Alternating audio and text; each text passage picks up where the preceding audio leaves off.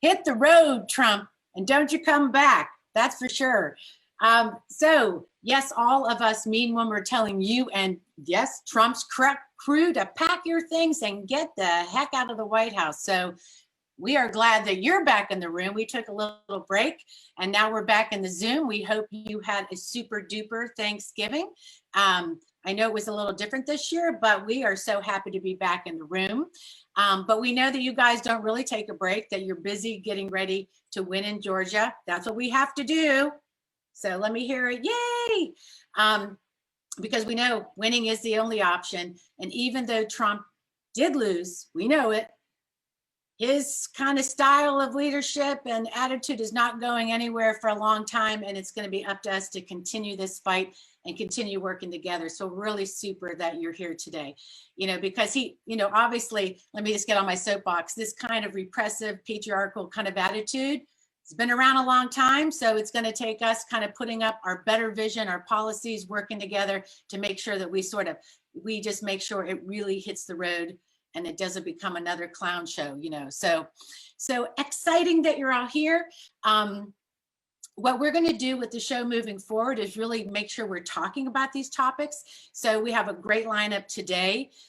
We were just discussing how to move forward in 2021. We know that Virginia is going to start up the General Assembly, and that we know as activists and organizers, we have a lot of work to do around our values and our policies. So how cool is that?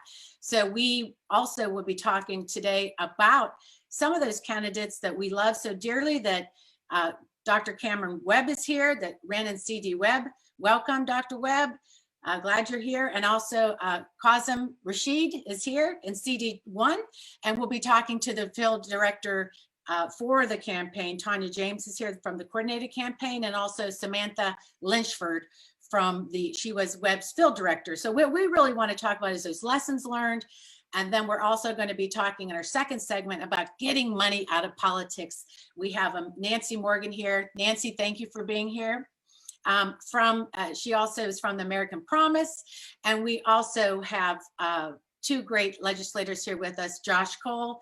Hello, Josh. And also Lee Carter. Thank you, Lee, for being here. But first, as we like to do, we love to do our announcements. So we want to first talk about some of our winning items. Robin, we're going to talk about our Badass Boutique first. If you want to put up some of that stuff, give me 1 second. Okay, great.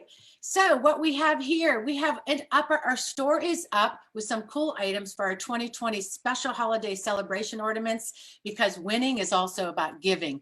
And in honor of our VP-elect Kamala Harris, who recently said that the GOP had no kahunas to get things done. Well, we got some kahunas for you. We got our celebratory, we voted, we won blue balls. So you can give them as gifts, or you can hang them on your neighbor's trees that voted for Trump, because we know this crowd has the balls to do that. So glad you're here. Make sure you check out our Badass Boutique, because we're going to have a lot of fun. We have a lot of cool items in that. Our second really big announcement is that we will be taking a break over the rest of the holiday, and we will be back in the seat on January 1st with a very special, bodacious, badass brunch at noon on January 1st. And we have some special announcements about that. We have some exciting news how we will be moving forward with Network Nova and our programming. So stay tuned to hear more about that. So to get started, we have our lovely Louisa Borowski, the Virginia Grassroots Coalition leader, to start us off with some updates about Georgia and the VA 21 legislative session. So Louisa, thank you for being here. Thank you so much, Catherine. So good to see everyone in the room today. Over 100 people. This is what the grassroots does. Fantastic, everyone. So first, I wanted to start with ways that you can help in Georgia. It looks like right now, the best thing to be doing is helping phone bank. And there are a couple of different ways you can do that. One is just sign up directly with one of the campaigns and phone bank with them. We actually have two of our groups helping organize those phone banks. One is Beyond Arlington. They're doing phone banks for the Ossoff campaign, but also when they do that, they talk about the Warnock campaign. They're doing phone banks Mondays and Thursdays. Sister District Project is also doing phone banking for the Senate runoffs, and theirs are on Sundays, Thursdays, and Saturdays. And I'm going to put those links in the chat. Also, you can join and do voter protection and canvassing cure calls. So we're already getting ready, knowing that this is going to be a thing where we're going to need to be tracking down every vote. So if you want to get involved with that, I'll put those links in too. The other thing I want to mention is, obviously they're great places to give in Georgia, but don't forget, we have tons of races in Virginia next year. So I want to just give you a briefer on that. First is, already the Virginia Redistricting Commission is starting up and getting ready to go for our redistricting. That's going to be critical for determining what happens and what our districts look like next year. So I'm going to put in the chat information on how you can get involved. If you really want to be part of it, you can even apply to be on the Redistricting Commission. No idea how many people are applying, but there are going to be 8 citizens who are on that commission. So applications are being accepted now. I also want to note, this is a question we've had before, is what happens with the candidates who run for the House, but also are running for governor or lieutenant governor? The answer is you can run for both offices. However, if you do win either lieutenant governor or governor, then we will have to backfill those seats in a special election. Obviously, we're looking to make sure that we hold our majorities in the state House, Senate, and in the governor's house. So we've got a lot to do next year. But I want to note, one, we do have some really close races we need to be looking at. There were 6 House seats that were decided by only a little over 5,000 votes combined in 2019. These seats are going to be ones we're really going to be looking at. That would be Nancy Guy, it would be Tyler's seat, Askew's seat, Josh, we love you, but it was close, Josh's seat, Willett's seat, and Goditis's seat. So just off the bat, things to think about for this coming year. And then finally, we might have some pickup opportunities. I've heard that we've got Kirk Cox, who is ready to go. We've got Barry Knight, who looks like he could be vulnerable, and also Dave LaRock. So guys, we're gonna have a lot to do in 2021. Help in Georgia in January, and then get ready for Virginia. So I'll put all those links in the chat. Thank you so much. Wow, you have really summed it up. And I think that, again, why it's so important we continue this grassroots movement and this programming is that this is how we're going to win, just sticking together, sticking in the fight. And we really believed before that why we got so good at what we did is that we reached back out to the candidates that ran and didn't get over the finish line yet. They're usually our best candidates. Let's face it. We had fantastic, the 2, Rashid and Webb were fantastic candidates. And we always like to make sure we uplift them, we empower them, we hope they run again. So that's why we wanted to invite them back. That's where we learn. And I'm so grateful they're in the room because one, we wanted to say thank you again, but also all this information that you've gained, we need to understand how we are going to use it, get stronger, make it better, be more innovative, because in these races, you probably did more innovative, creative things than other seats did because they didn't need to, or they weren't maybe even willing to do kind of some of the stuff we come up with. Well, so I'm so glad you're here. And Tonya, I'm glad you're here. I know you had a big job doing the coordinated, so I'd like to start with you. And if we could put Samantha up on the screen if she's here, if not, when she comes in. We purposely wanted somebody from the coordinated. We also wanted to have the 2 candidates, and we have a great field director who did work for Dr. Webb, because I know that she has a lot to say and we really want to learn. So if we could open up with you and you give us a big picture of the coordinated from your perspective, how that went, what we can do better, and how we're taking that information and maybe making sure we're keeping it somehow, and using it. And then also any other kind of insights you want to let us know today. Absolutely, Catherine. Thank you for the opportunity. First, I definitely have to thank all of my friends here. This is the first time I'm seeing a lot of you since the election was called for the vice president. So definitely want to thank you for the work that you continue to do to support candidates in Virginia and just gradually building a very powerful grassroots movement over the last 4 years. And we definitely took the hill this year. And I'm super proud to have been able to build relationships and friendships and get it done with all of you. So again, like Catherine said, I was the organizing director for the Virginia Coordinated Campaign. Now, I don't think it went how any of us expected it to go this time last year. Just to walk you kind of through how last year, or this election cycle went for us. First, started off all ready to go, fired up, ready to go in January with the petitioning process for Senator Warner. Got it done the same day that we turned in all of the paperwork and the petitions for the senator is also the same day that the vice president, I'm sorry, not the vice president, that the governor put us into stay at home. So what that meant for the coordinated campaign is, how do we organize in this new environment? So had to go back, think through all of that, and it became a trial and error process. No one had ever, we as Democrats are used to meeting voters where they're at, and that is on the doors, in our communities, on the phones. So, relational and distributed organizing, relational organizing kind of took a back seat because we couldn't have that neighbor to neighbor conversations like we typically would in any other election, and digital organizing moved to the forefront. Now, with that being said,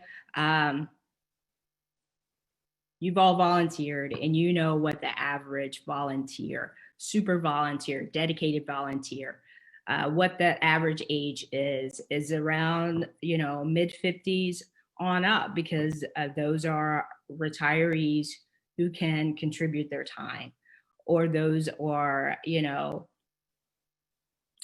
empty nesters who can now contribute their time because they don't have small families, don't have small kids in the home.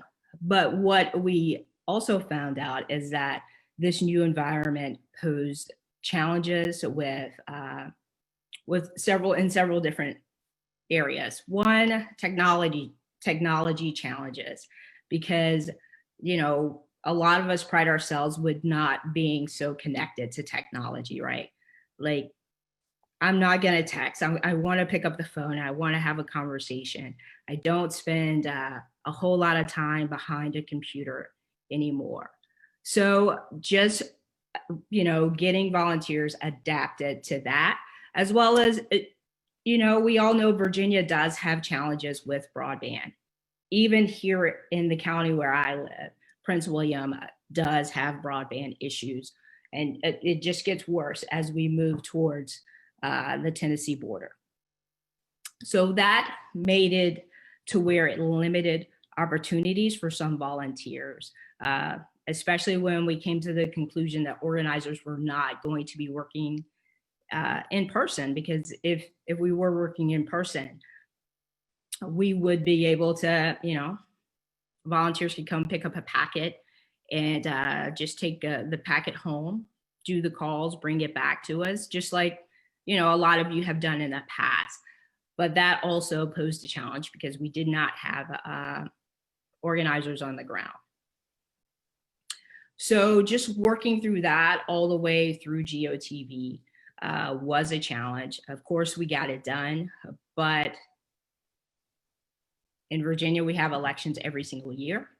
So what is not going to happen is we are not going to wake up on January 1 and elections will go back to how they were in 2018 or 2019, or right.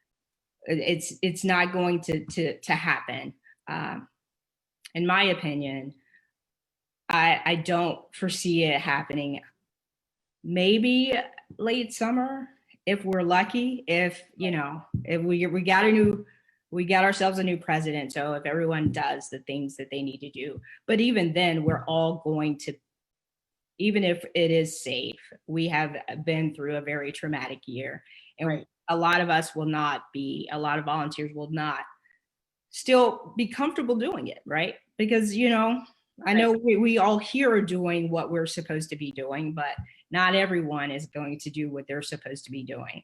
With regard to just interject with that said, because I think that a lot of this, like, we know there's challenges, right? And I know that we were in conversation with you, trying to figure out what to do and when we could move, even if it was safely dropping off packets. So now we kind of know the challenges. So I'm interested, one, in the silver lining kind of brings us all these different challenges, could also be opportunities. So when we go over to Qasim, I'd like to, and Cameron and Samantha, to figure out, we know the challenges now. And then so we know what we could do about it. We can actually use some of these silver linings there and come up with ways, especially the information and the data. So I'm really interested in how we're keeping that data, all the phone numbers that we had to call. I mean, aren't these kind of called now? I mean, do we have better data? Are we keeping that data? And then how are we going to really get ready on, day one because we know we're going to be busy this spring. What are we really doing? Do we have a good plan? What is your insight on that? Like, and especially with the grassroots wants to obviously get busy now. Right. Well, one, I did a very, very detailed after actions exit memo with the DPVA, as well as the other departments did to help campaigns for next year. Of course, I'm more than happy to share it with Network Nova. That'd be great. But the one thing about us making over 3 million phone calls, we were able to get good data there and update phone numbers as well as update texts. I don't even know. I would need Emily here to tell me how many texts we sent, but I'm sure it's over 5 million for the cycle. So we're able to update that information. We were able to hone in on how to have those conversations so they don't sound so scripted like we have been in the past. How to be, make it so that a voter will, because I know, like, towards the end of the cycle, I was getting texts, from all over the country because I contributed to candidates. So I'm getting, but how to hone in so that text message pops out to a volunteer and they want to engage instead of it sounding like, just another rubber stamp. Or that people answer the phone. I mean, or that people answer the phone, how to make it, but also with regard to phone calls, because a lot of you, I see you, Shirley knocks about 100 doors a day. So how do I convince Shirley to now sit behind a phone and make phone calls? Because that's not something she's excited about. But, just making the volunteer experience better too. So we're able to retain volunteers by using like a predictive dialer or, being able to do like a VPB Connect, so that when volunteers are calling Catherine and she looks at her phone, she's not seeing a random like out-of-state number or something weird. It says the Democratic Party of Virginia, so she's more likely to answer it if it's coming directly from the party here in Virginia. So all of those things are things that we learned, and we were able to implement.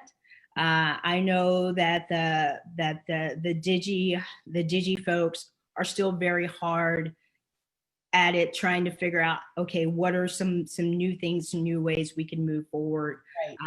And also what we eventually got to was help, because some people are just still not going to make phone calls. They are going to insist on knocking doors. So it's, do we make it safe and available for them so that we can control I would say yes. Who's knocking the doors, right? I do. I agree. I think we could do it. But so that's what we moved towards the end. How to also, like, maybe we do the Canvas training on, over the Zoom, and there's a location where the volunteer can safely pick up the literature and instructions about how to keep safe distance, what do's and don'ts because the problem, and I'll move on after this, Catherine, is that come January 1st, or the first of the year for the 2021 statewide candidates, it is going to be about gathering petition signatures. And that's not something you can do virtually. Well, we had a question, and we'll go back to that. So we had a question in the chat about how we'll be doing that. And we won't know, I guess, if they're going to lower that limit of how many you need and all that. But I want to move on to make sure we get everybody a chance, and make sure you guys feel like you can have a conversation on this panel too. So yes, let's go over to Qasim. How are you? We'd love to hear just really your personal insights to all this. And first, are you going to run again? Short answer is yes. Long answers, we'll see when. But Okay, no, I want to echo a lot of what my esteemed colleague Tonya said. I mean, there's a lot of opportunity, I think, in how we approach these things, but that's not to take away from the incredible work done by so many people, and you know, this group included. So for starters, my deepest gratitude to every single one of you for the incredible contributions and support that you gave to my campaign, to Cameron's campaign, to all the campaigns, and just, you know, the consistency with which you work is, I think, the biggest takeaway I have. When we talk about lessons learned, when we talk about where to go, I think one of the biggest things that we saw where Democrats as a whole need to really focus on for 2022 and beyond is relational organizing. We do an effective job of, you know, sending out the texts and making the calls and writing the postcards when election time is here, but that's not necessarily how you're going to flip voters or get voters to come out. There needs to be a relational organizing that seed needs to be planted well ahead of time. So for 2024, we need to be building that relational organizing now. And then when you have the text and the postcards come out in 2023 or in 2024, early 2024, then it's like, oh yeah, I actually do remember when Catherine, you know, called me and we had a conversation and we talked about this back then.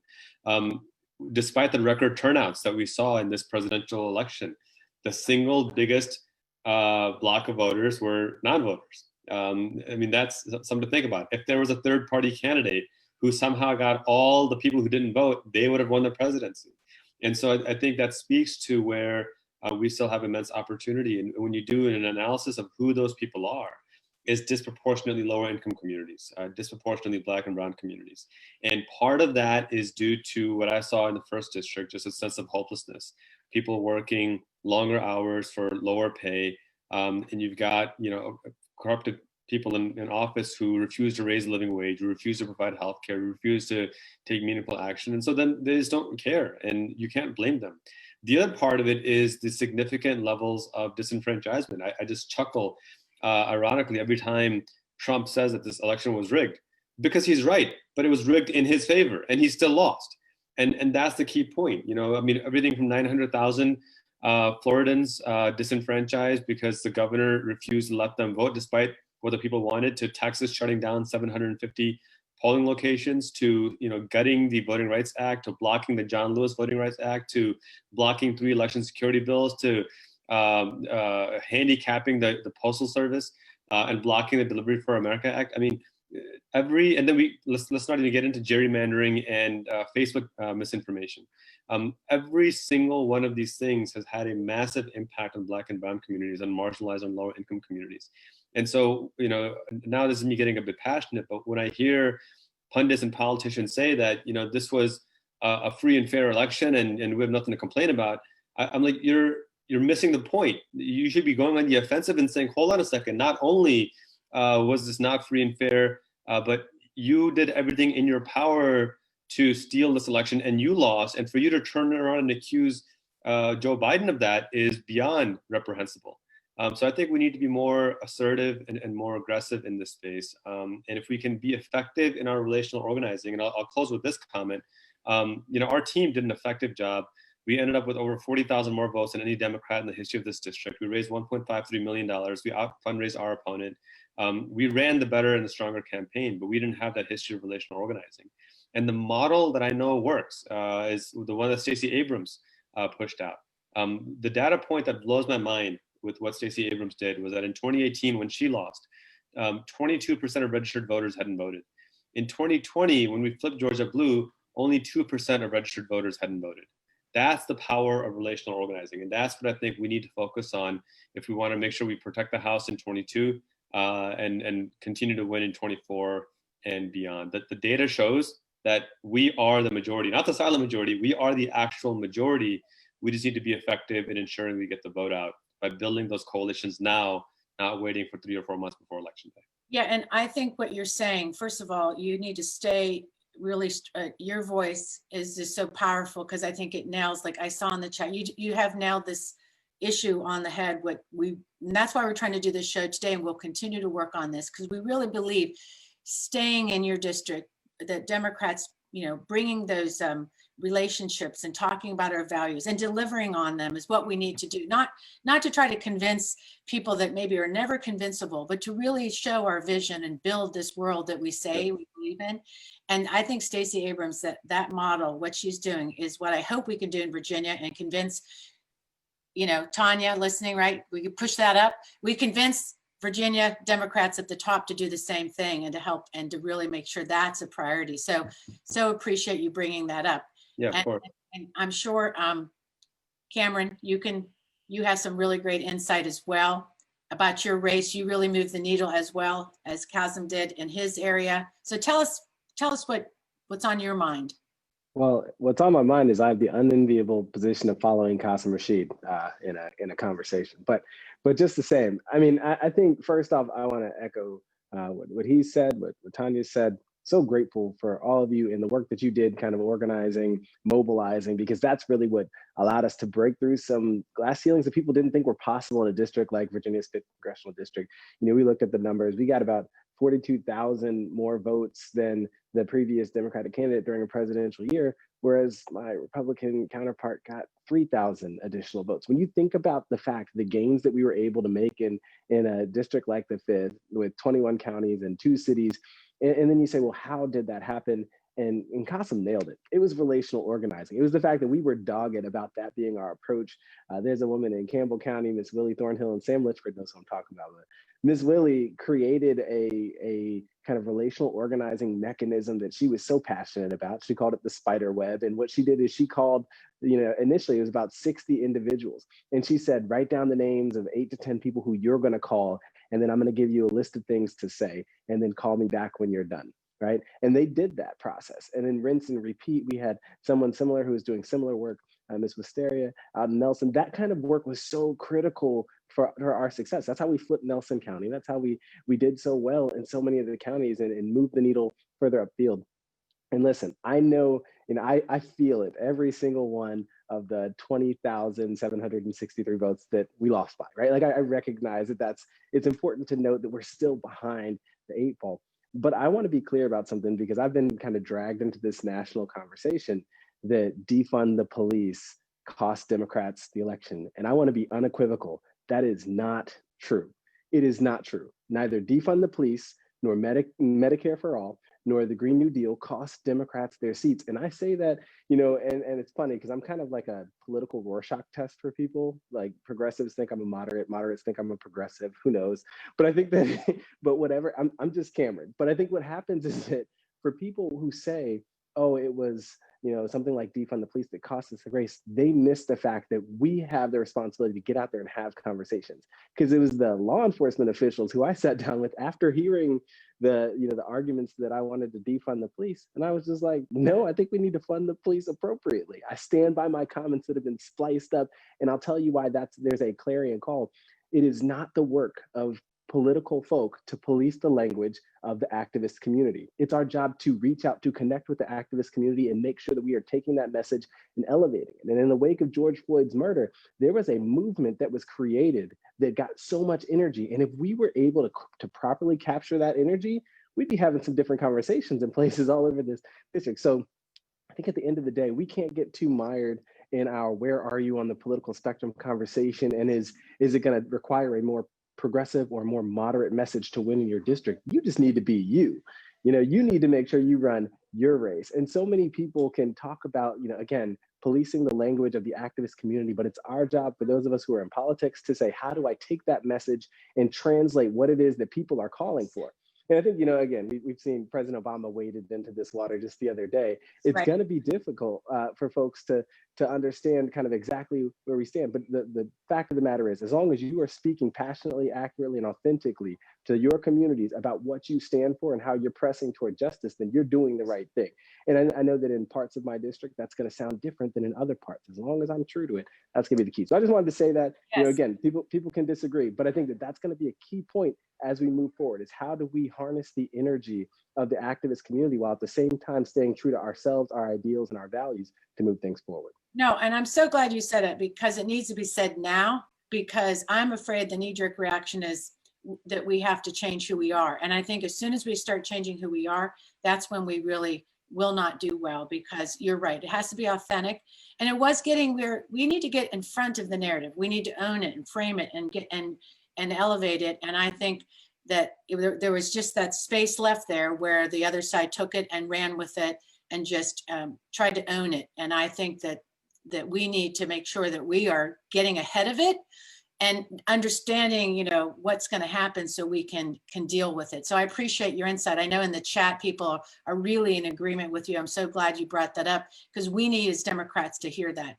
So Sam, let's you wrap it up and tell us, because I know you did the down dirty work. You have a whole different point of view. Just tell it. All right, will do. Thank you, Catherine. Thank you, everyone, for having me on. As Catherine said, I was the deputy field director for Webb's campaign, so I oversaw everything basically under I-64, which is still an incredibly massive district considering we're the size of New Jersey. I see Will McLaughlin in the chat. He was one of our FOs. Thanks for being on, Will. So basically what we learned in the field this year, even though it looked incredibly different, as Tonya was saying, is that field still works. We saw an overwhelming victory for Biden and Warner across the Commonwealth, and considerable margins of victory for Spanberger and Luria. Even in districts like VA 5, there were massive gains. As Cameron said, we earned 42,000 more voters than Leslie Coburn did in 2018.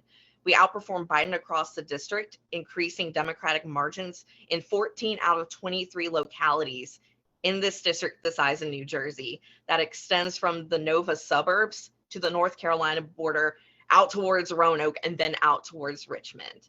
And in the process, we flipped these two counties while they also voted for Trump because of the messaging Cameron was talking about and our relational organizing. Nelson and Fluvanna County have not voted blue for a federal candidate since 2012. And we were still able to maintain a strong Democratic turnout in Charlottesville, Albemarle, Prince Edward County, Brunswick County, and Danville. These gains came from making over 200,000 voter contact attempts each week, which included our phone calls and texts. That doesn't even account for the thousands of doors in every corner of the district we left literature at, from Henry to Fauquier. I see Rose on the chat, want to thank her. She oversaw our literature drop operation over in Fauquier County. Thank you, Rose. And then we registered hundreds of folks in Southside and in faith-based communities.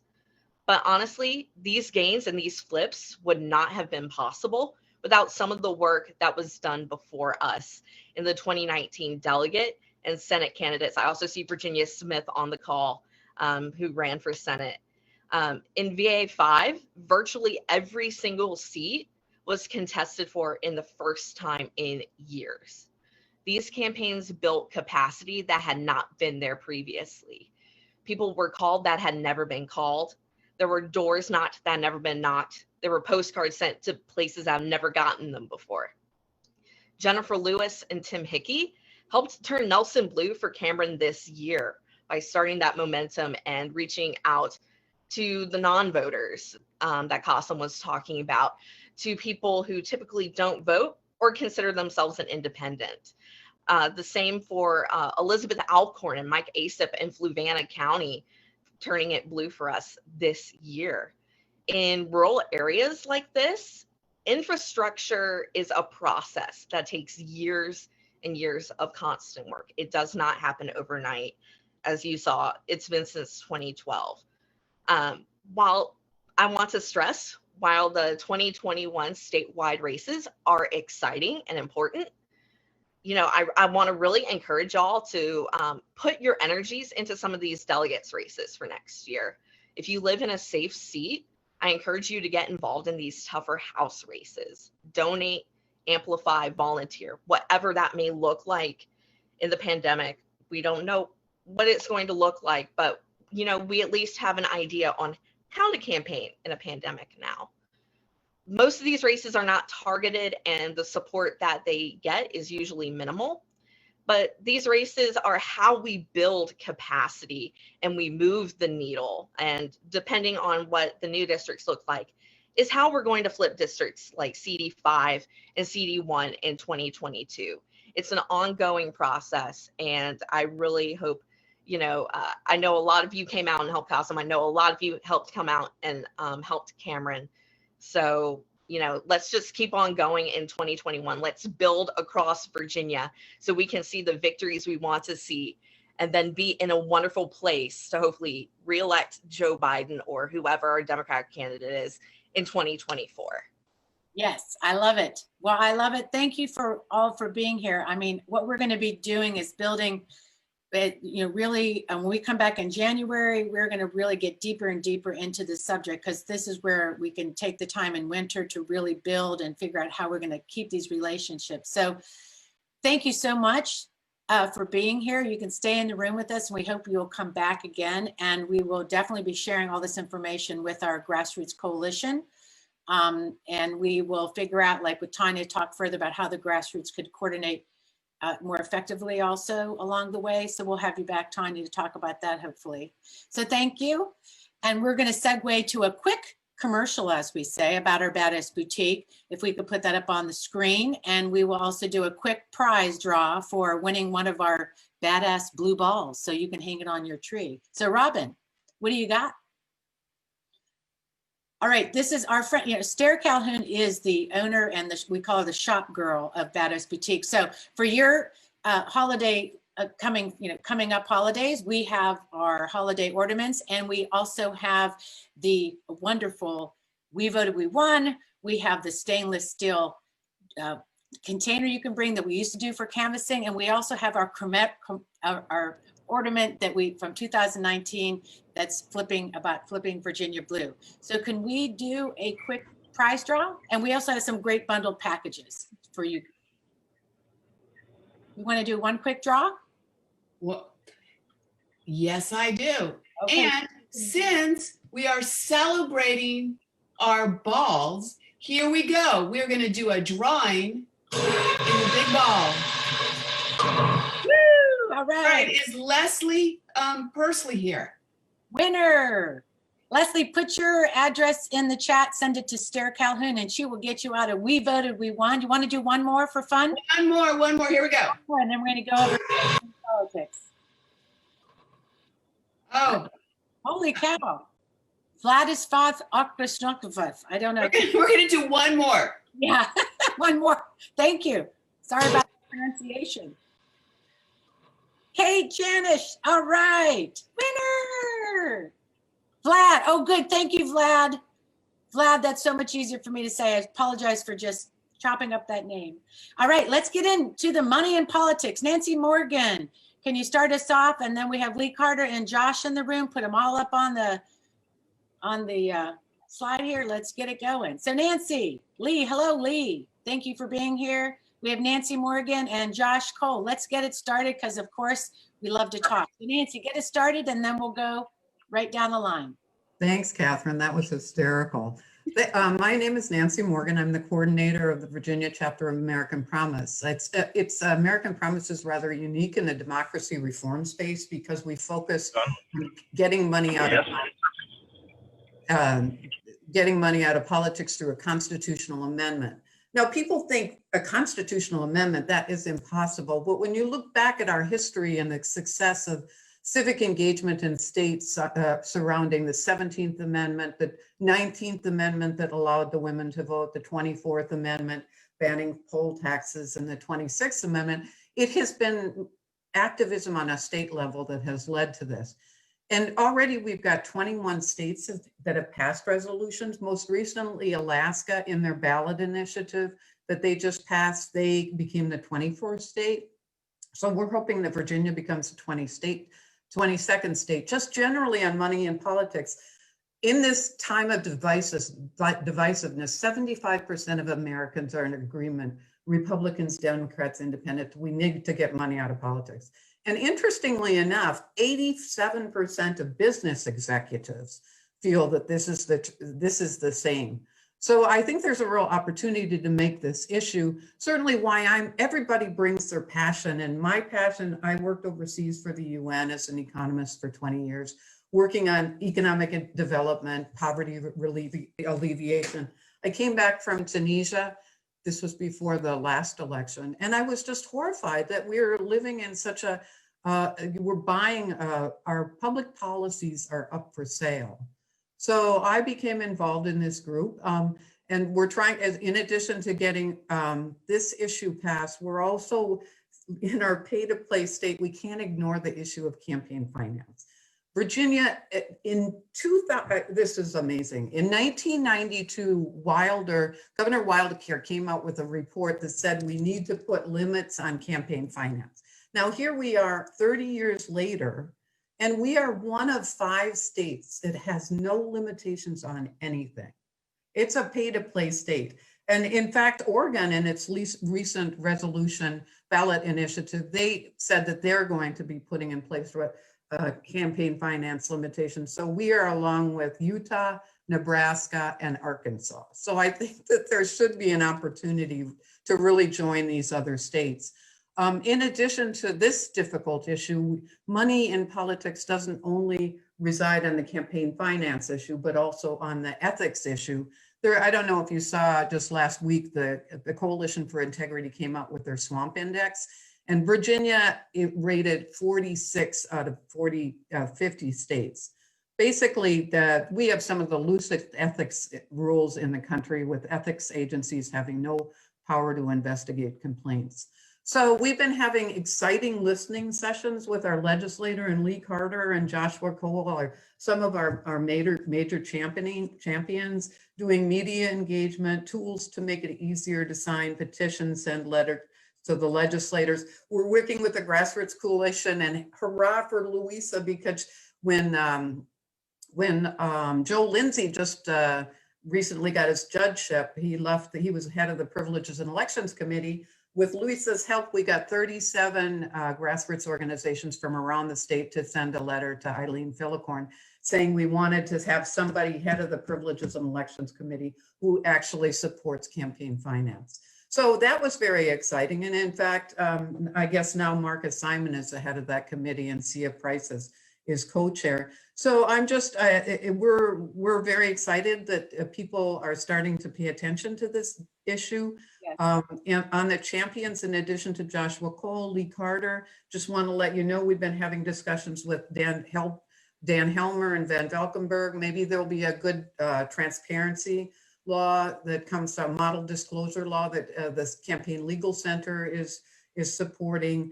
David Bulova has said that he might be interested in a limitations bill. On the Senate side, we want to do a shout out for Chap Peterson, who keeps plugging away and pushing his campaign finance bills in the Senate.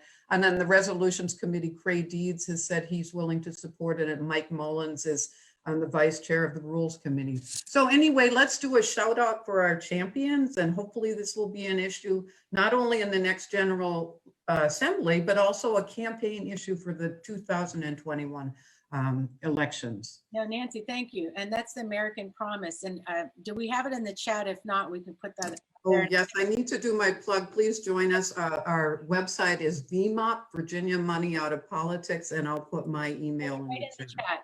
And that would be super. But I agree, and that's why we think it's so important why we've had you today. You have been doing this work. Your name, Nancy Morgan, is just affiliated now with getting money out of politics. So thank you.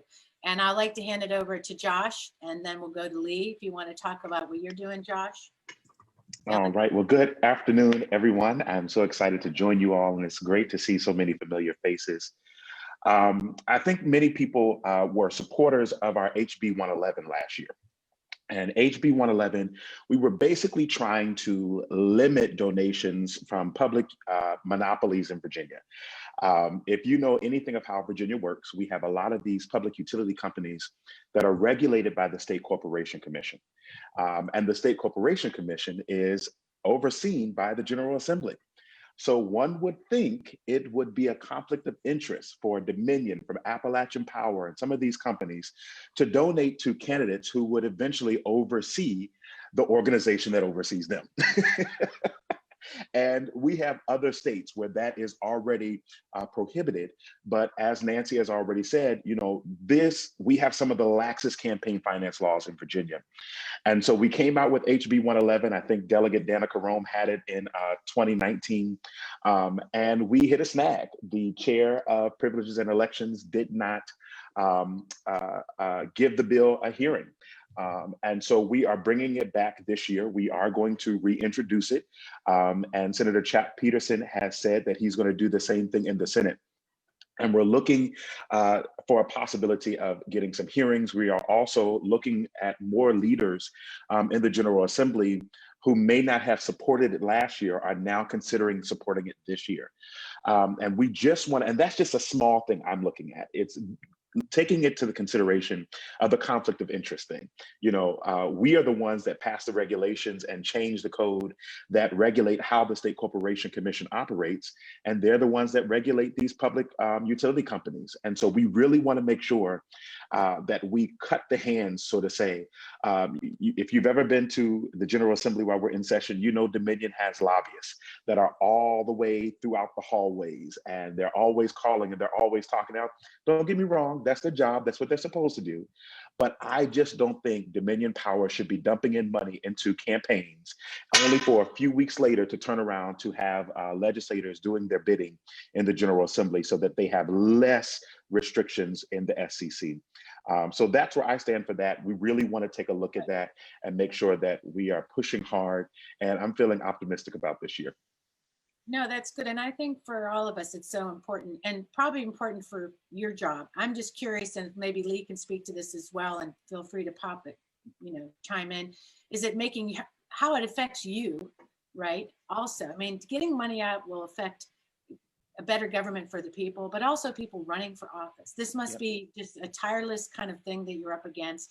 And I also see how much money we have to raise to run for office. We can run a whole country on the amount of money we have to raise. So I think this will actually save our democracy, protect our democracy, if we can really seriously, when we have the power, we're obviously in charge down there, we show our values and we do it. So Lee, take it away. And again, like I said, feel free after Lee's done to chime in. Yeah, so I think one of the biggest obstacles towards getting real campaign finance reform is an understanding of what the corruption from corporate money in politics actually looks like. A lot of people seem to think that corporate corruption is this very cartoonish kind of Hollywood, you know, there's a lobbyist with an envelope full of cash and says, you know, if you change your vote on this, then we'll be good friends to you. But that's not how it works. It's really more of a systemic problem where by allowing unlimited contributions from anyone and any business, you create a system that selects for people that don't have to change their vote to vote in line with the corporate interests, right? It selects for people that are more comfortable spending 40 hours a week on the phone with CEOs and you know, multimillionaire investors asking them for money. It selects for people that are comfortable going into a legislature and saying that industry should be able to self-regulate. You know, it creates this sort of selection mechanism where the corporate preferred outcome is the default.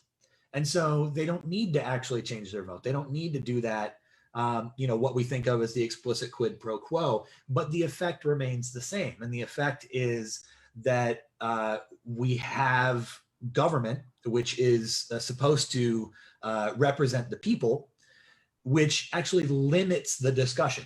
to sort of allowing the people to choose between two different sort of pre-selected outcomes that are both inherently advantageous to the corporate class. So, you know, when we're talking about getting money out of politics, that's what we have to focus on. And that's why campaign finance reform is such a major discussion, and why it's such a difficult discussion, because as soon as you start saying, you know, I don't think Dominion should have the ability to make contributions to the people that are picking their regulators, all of a sudden you get members of the General Assembly that get mad and they say, oh, I've never changed my vote for Dominion. Well, you don't have to. You know, you're the one that they like already. You don't have to change your vote for them. So, you know, I'm putting in a bill this year, and I'm very excited about what was HB 111 coming back, but I'm putting in a bill that goes a bit farther. I'm working on a bill right now that will ban all corporate contributions in Virginia, period, regardless of whether they're a public service corporation or not. And that may sound like it's something completely out of left field, because to my knowledge, that kind of bill has not been put in for a very, very long time. But if you look at the 2017 election, you know, passing that bill and signing it into law would actually be Governor Northam living up to one of his campaign promises. During the Democratic primary in 2017, he said that, and this is a direct quote, he said that our system, quote, alienates its citizens and makes them lose faith in government. And he said that he would support and fight for a full ban on all corporate contributions. Virginia would not be the first state to do that. I think it would be about the 24th. But he said that he would support a bill like that. And he said that he wouldn't unilaterally disarm, but that he would push for that reform after he was elected. Well, we're coming up on the end of his term. Now's the time, right? It's either going to happen this year or it's going to be an unfulfilled promise.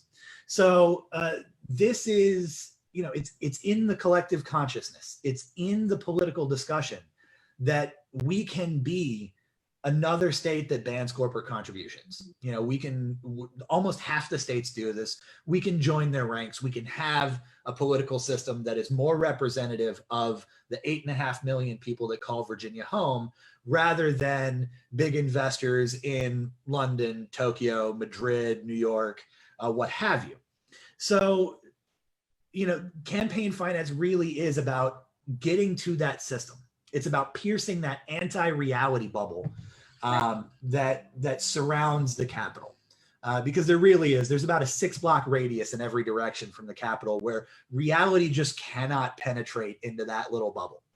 And inside that bubble, you see, you know, there's donors, there's lobbyists, and often those are the same people, and there's legislators, and there's not a whole lot else. And it's the lobbyists that are you know, throwing parties that legislators attend. It's the lobbyists that are having meetings in the legislators' offices 85% of the time, and the other 15 goes to constituents. It's you know, it's these big business interests that are really sort of keeping blinders on legislators, selecting legislators that don't notice the blinders, and driving the conversation that way. It's not the envelope full of cash. So this is. Anybody want to jump right in and say, have anything to add to that?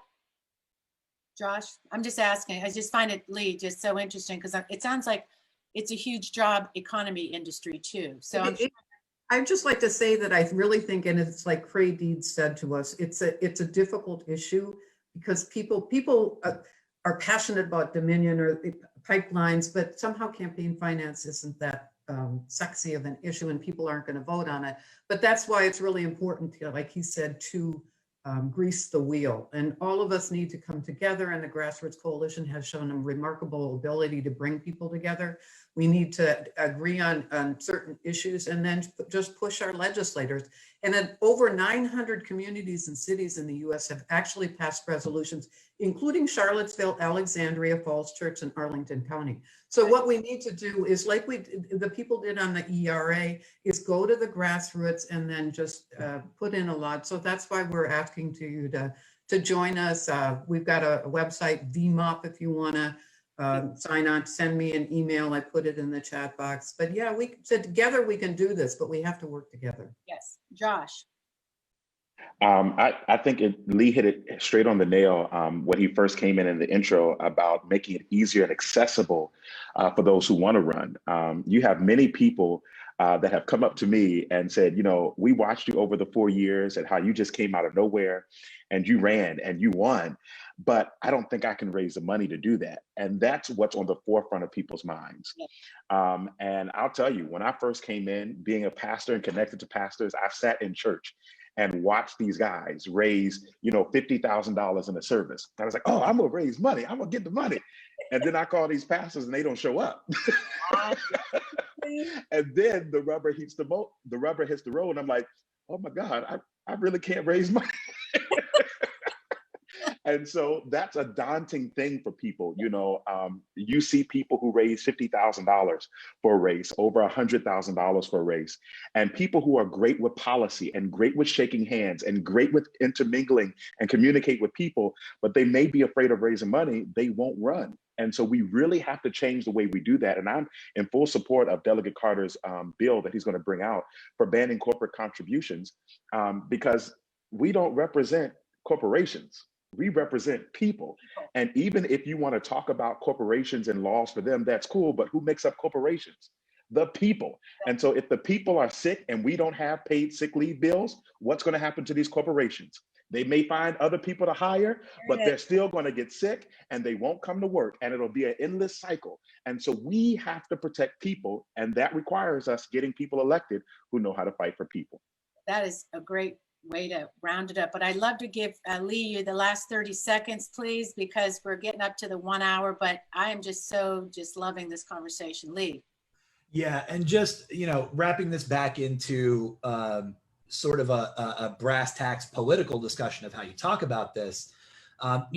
Campaign finance reform is not an issue that moves voters as a headline, but it is an issue that moves voters as an amplifier. And the way that I talked about it in 2017 was, I said, I'm going to fight to reduce your housing costs, and I'm going to do it because I don't take money from corporate landlords.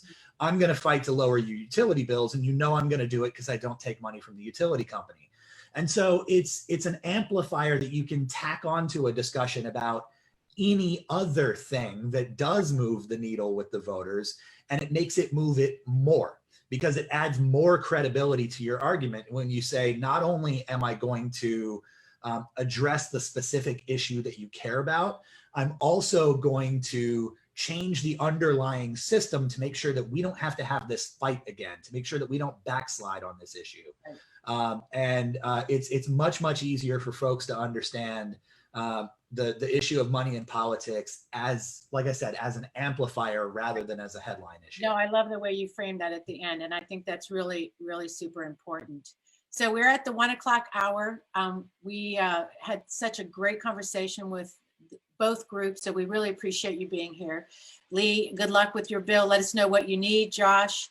And I hope you get some Republicans obviously signing on to that bill as well.